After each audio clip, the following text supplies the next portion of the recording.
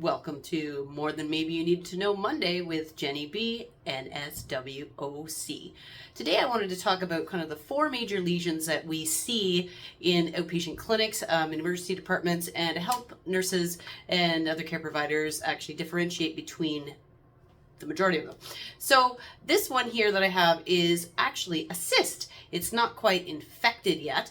Now the cyst, when you're going to see it and when it does become infected, it can actually rupture. And what differentiates it from some of the other lesions you're going to see is it has like this cottage cheese kind of white little particle pieces that come out. The other thing, when you're actually palpating this, you can actually feel like little lumpy bumpies inside. We actually call it crepitus, or it feels very similar to what crepitus feels like. And again, these can be excised when they're not infected. When they are infected, we have to do a simple irrigation and drainage, or an I&D, to puncture them and allow the cyst to drain. We often have to pack these as well because they have a cavity that's left, and the only way to actually get that to heal is to, put something inside the wound base to heal it secondarily or from the bottom up. So again, you're going to notice white kind of cottage cheese-like fluid coming out of this. So that does not make it an abscess. That makes it an infected cyst, or a cyst if they actually end up opening. A couple of the others are, number one is a hematoma. Hematomas we've actually been seeing a lot more lately with the use of a lot of anticoagulants. We had them, yes, when we were using warfarin primarily, but definitely an increase with the use of apixaban and Xarelto. These are happening when patients have a simple injury, and they can end up looking like this. Now, often we're seeing people at the emergency department with this, and they're actually quite dry. They'll first come in looking like this, where there's not a lot of redness. They're very dry, and we do kind of sometimes wait a little bit before we're debriding these. However, the sooner you debride them, the faster that they're going to heal. So something like this, often we will take some sharp instruments, clean all this black out, and that's really what differentiates it.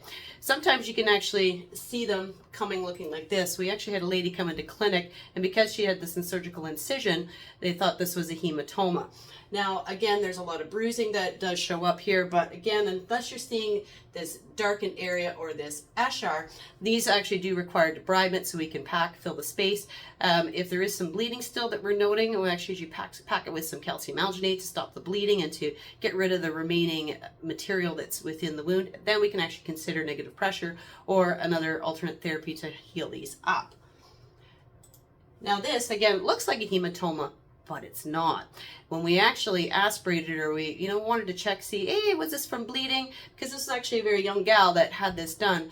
No, it was actually what's called a seroma.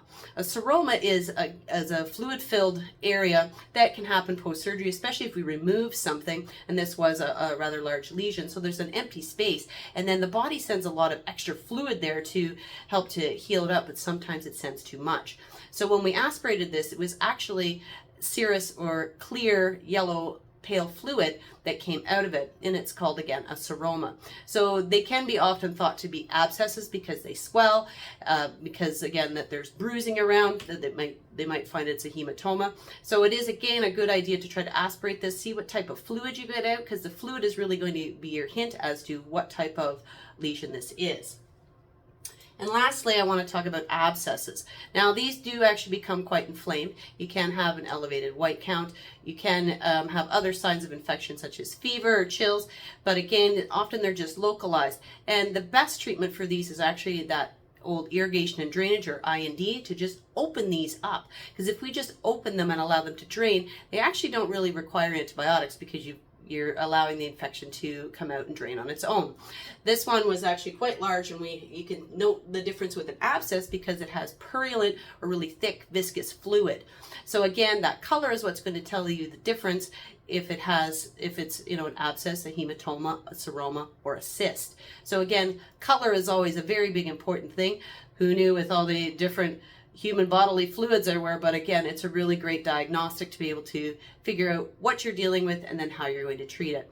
An abscess, again, with an I&D, you can do this, and then again, after the bleeding and whatnot subsided, we would pack this, and then we can consider the use of negative pressure to help heal it secondarily or from the bottom up. So that was too much to know on Mondays, but hey, hopefully I found it helpful and can help you in your diagnostics when you're navigating through this wonderful world. Thanks. Have a great day.